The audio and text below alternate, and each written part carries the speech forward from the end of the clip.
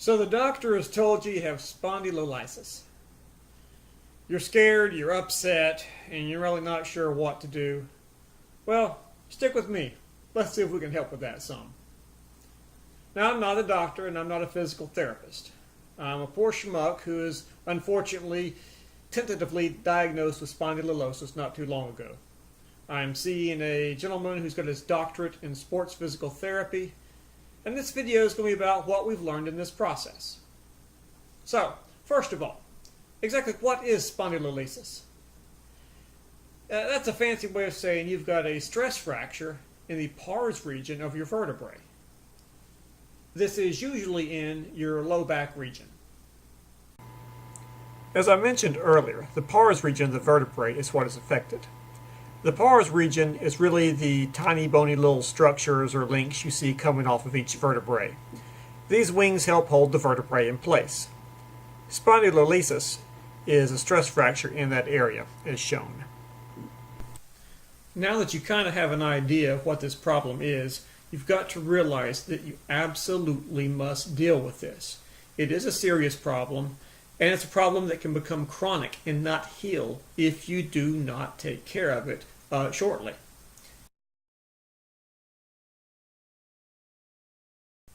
A bit about bracing. There is a little bit of controversy over whether you should have to wear a brace or not wear a brace. And the reason being that just because you're wearing a brace doesn't mean you're stopping all motion in your low back. And therefore they think, well, if you're not stopping all motion, no sense in having to wear this thing. And there are some people who have successfully treated and been cured of this stress fracture without wearing a brace. I personally wouldn't even think of treating this issue without wearing a brace. Basically because the one thing you can do wrong here is have an accident. It takes 3 to 6 months to heal up from this issue, and that's a long time to hope that you don't accidentally twist your back too sharp or accidentally lean back too far or accidentally do anything that can undo all of the healing that you've done to date.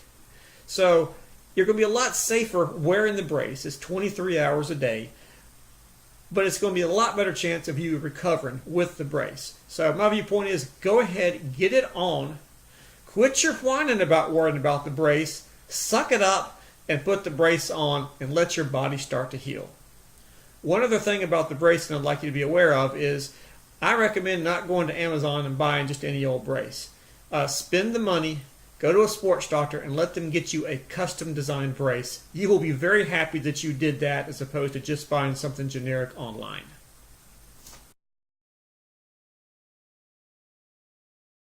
Alright, rule number 1 is you do not want to hyperextend your back.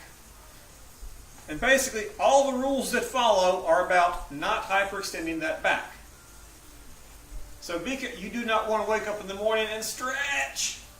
Bad thing to do. You do not want to walk upright like with the good posture you were taught to. No, you want to have a little leaning forward there. When you're leaning back, you're putting pressure on that vertebrae that's cracked, and that's the last thing you want to do. Also, no going to the chiropractor. You don't need him twisting and jerking your back.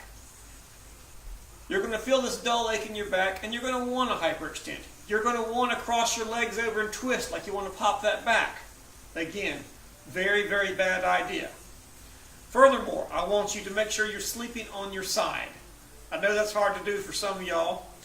You can occasionally sleep on your back, but really you want to be on your side in that fetal position, taking all the pressure off your lower spine. Absolutely under no circumstances do you sleep on your stomach. So just remember, no arching that back, no straining that back, picking up anything heavy, no twisting, no chiropractor, no stomach sleeping.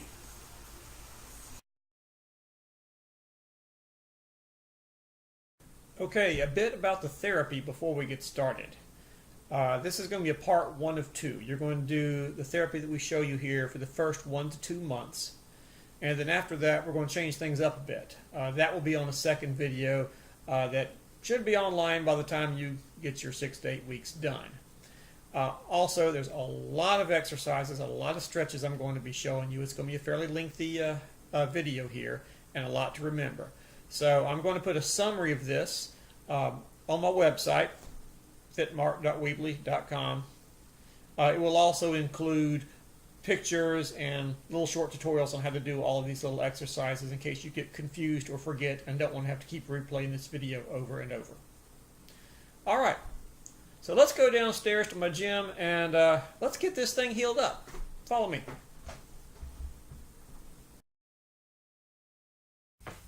Okay, a quick word about the therapy. First of all, you can do these exercises and stretches in any order you so choose. You don't have to follow the order I'm doing here on the video. Secondly here, these exercises aren't always going to feel like exercises. You're not going to have any idea why you're doing some of it.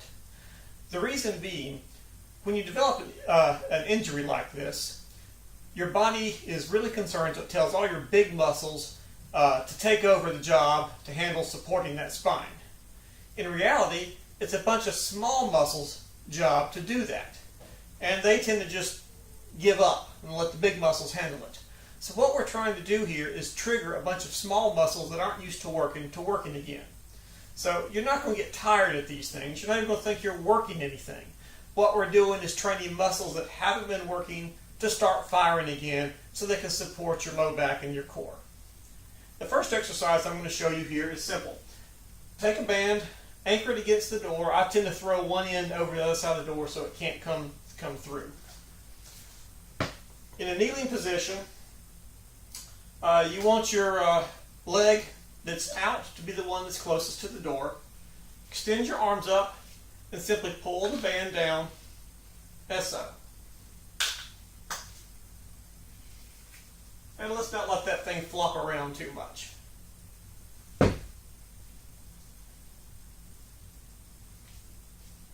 Simple. We'll do the same exercise on the other side. Again, you want the knee to be up, the one that's closest to the door, and you're going to pull the band across your body to your hip. This isn't a big strength move. We're just training muscles again.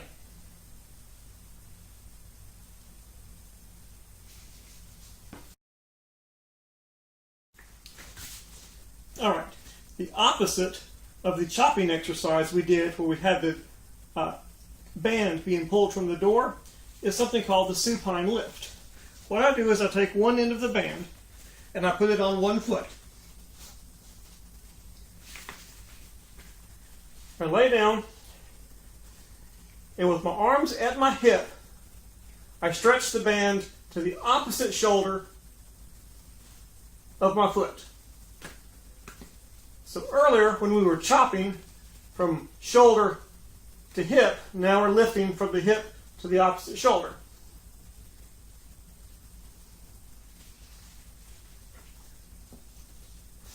The supine lift is also then done for the other side.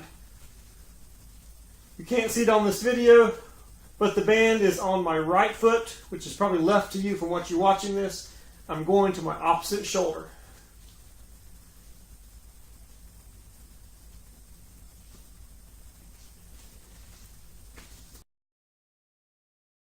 Now, the most oddball therapy we're going to do here is something that's called crocodile lifts or crocodile breaths.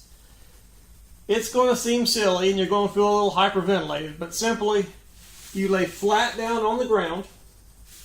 I rest my head on my hands. Breathe in deeply, expanding your stomach, not your chest.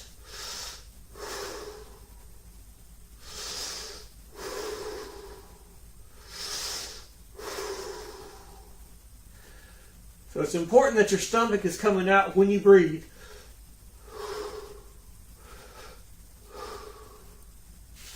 To be honest with you, I have absolutely no idea why we do that, but the sports trainer that I've been dealing with is adamant that this is an important exercise for dealing with spondylolysis. All right, now to do a little bit of strength training. Take a block, a book will work. Put your feet together and put them between your knees. It's real simple. All we're going to do is squeeze. and release a little bit. Now don't release so much that you drop something. We don't want any other injuries. 20 times. You'll squeeze for about 2 seconds as hard as you can and release. Squeeze and release. Squeeze and release. The opposite of that is what we call the clam exercises. I may have mentioned that by accident a second ago. Take your exercise band, tighten a knot, wrap it around your knees. But for now, instead of laying on your side, I want you to lay on your back and then pull them apart and let them go back together. Pull them apart, let them go back together. You'll be doing this for 20 repetitions.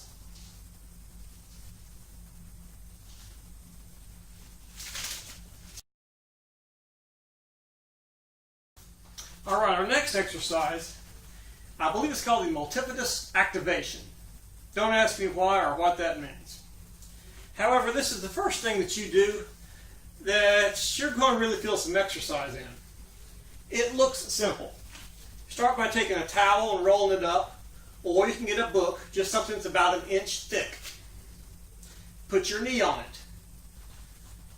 Then extend your hands out like a table position, and you're going to take your other knee and leg and just lift it to the height of the other knee.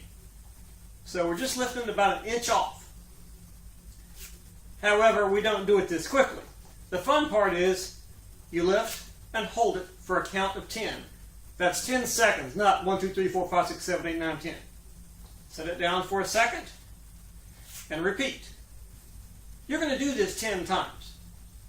And I assure you, when you get around 80, or your 8th time with counting 10 seconds, you're going to feel your arms shaking and your abs shaking. If you're going to discover you're using all kinds of muscles you didn't know you had to hold this, especially up in the arm and chest. You'll simply repeat that for the other knee and do the same thing. Remember, the knee and the toe come off the ground. Not high, just about 1 inch towards the same elevation as the other knee.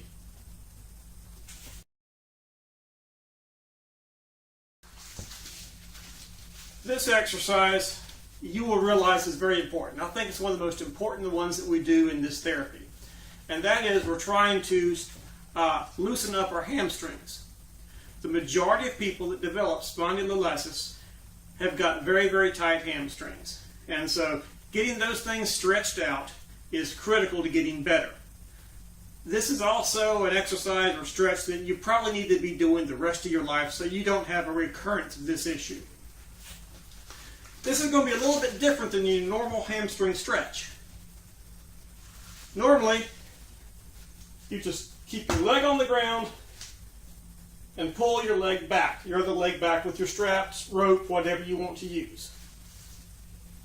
However, we're going to do this a little bit different. We're going to come back and hold for a count of 10. And make sure you're getting a good stretch here. You'll hold for 10 seconds, and then instead of just relaxing, I want you to push the leg down and fight against you. So instead of you pulling your leg back, you're pushing the leg down. This causes your muscles to relax, your hamstring to relax, so that when you pull back, it can go back just a trace farther and get a better stretch. So you'll pull for 10 seconds, push away for 5. Pull for 10 seconds, push away for 5. You're going to do 4 of these. So it's 4 10 seconds, followed by 5 seconds. You'll simply switch legs.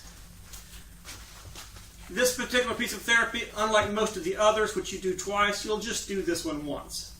But again, you're going to be doing this the rest of your life. Alright, this next thing is a little bit optional, but I strongly recommend that you do it. And that's get yourself a foam roller. That's a foam roller. They're about 6 inches, some are 4 inches. You're going to try to work out any knots that are in your legs. This thing's real good at working out those knots, and by the way, you'll discover you have knots when you roll around on it. First thing I do is I lay on this thing on my hip, and then slowly roll down to my knee. That doesn't look so bad until you discover a knot. How do you know you've discovered a knot? When you start feeling pain so unbearable you think you're going to die. When you find that, hold it on. You're going to think you're damaging yourself. It's okay, you're not. Just hold it on that tender point. Is up to 30 seconds if you need to, till that pain subsides a little bit. If not, you're going to be doing this every single day. You're going to work those knots out. You may want to roll a hair forward on one lift. You may want to roll just a little bit back. You will do this for both sides. Also, I recommend doing it on the front. Again, be careful. Don't do this with your back. You've got to be real careful when doing this that you do not hyperextend that back. And if you think that's a problem, don't do this. But you can roll down to the front of your thighs and back.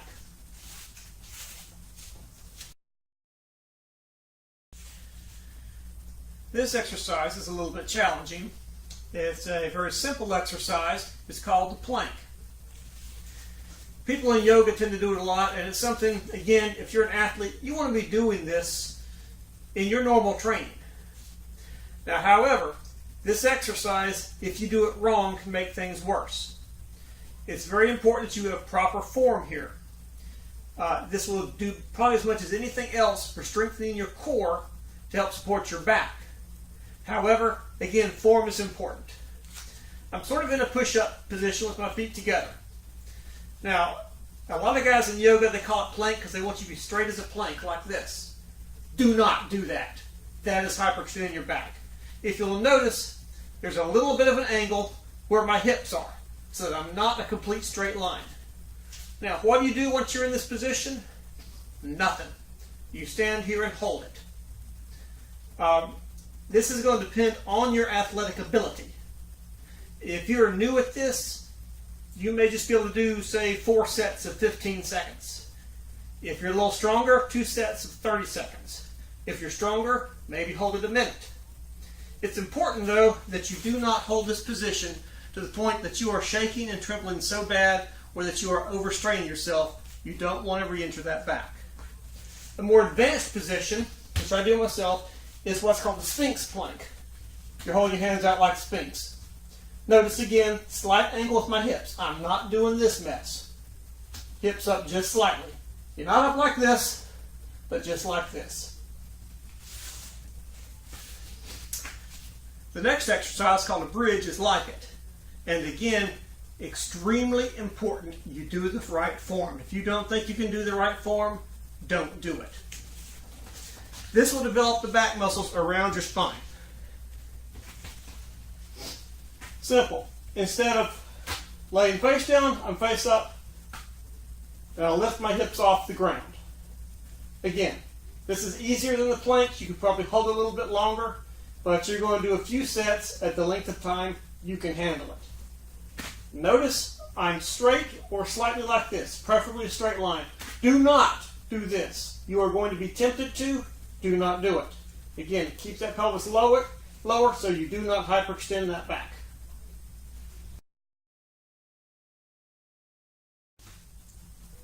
Okay, this last exercise is a 2-person exercise.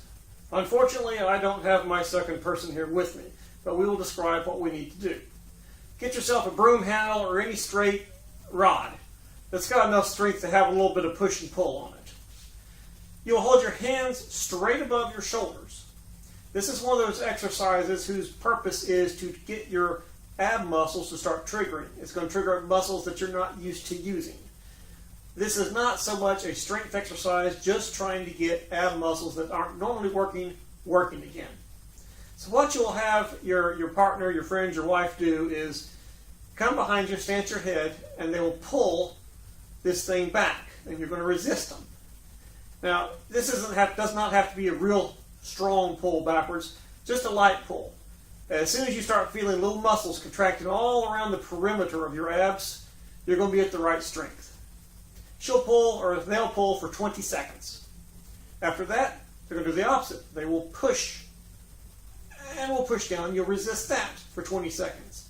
Again, you'll feel all these muscles firing. You're not supposed to strain while doing this, just activating the muscles.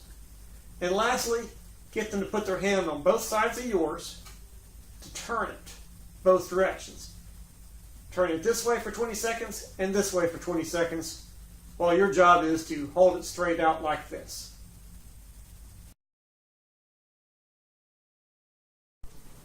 All right, folks, let's go over what we've just learned today. First of all, wear your brace. Second of all, no more running, jumping, sprinting, sports, or any of that kind of stuff till it heals. No more bending, no more twisting, no more chiropractor, and no more sleeping on your belly. And lastly, let's give a rundown of the therapy that we just went over. First thing, the transverse abdominal activator. That's where we took the bar and you had your friend push and pull and twist.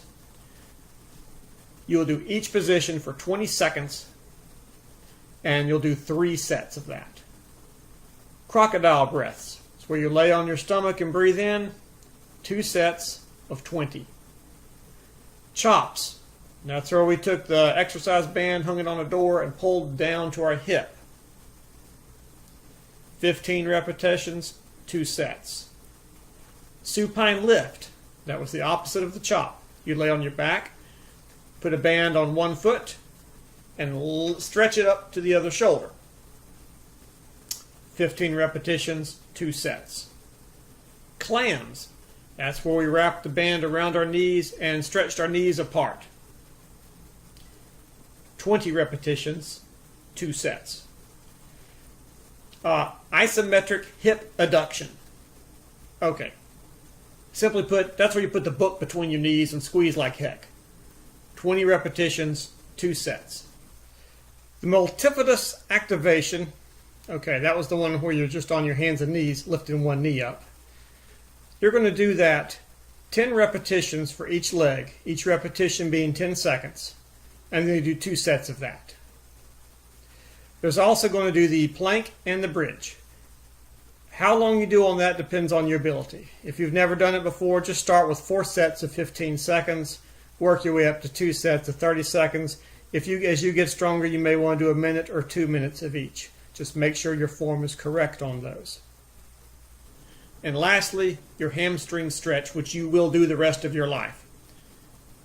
10 seconds back, 5 seconds forward. You'll do that 4 times, each leg, just 1 set. All of these you want to do twice a day. Now it takes about 45 minutes to get all of that done, and I'm sorry about that.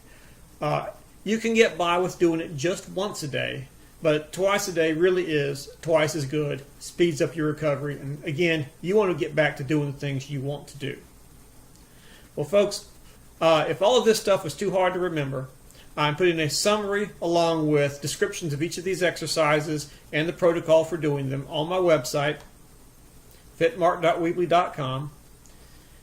And hopefully in a couple months, we'll be ready to move on to the next stage of exercises, which is a little bit more complicated, a little bit more challenging, and getting you close to get well.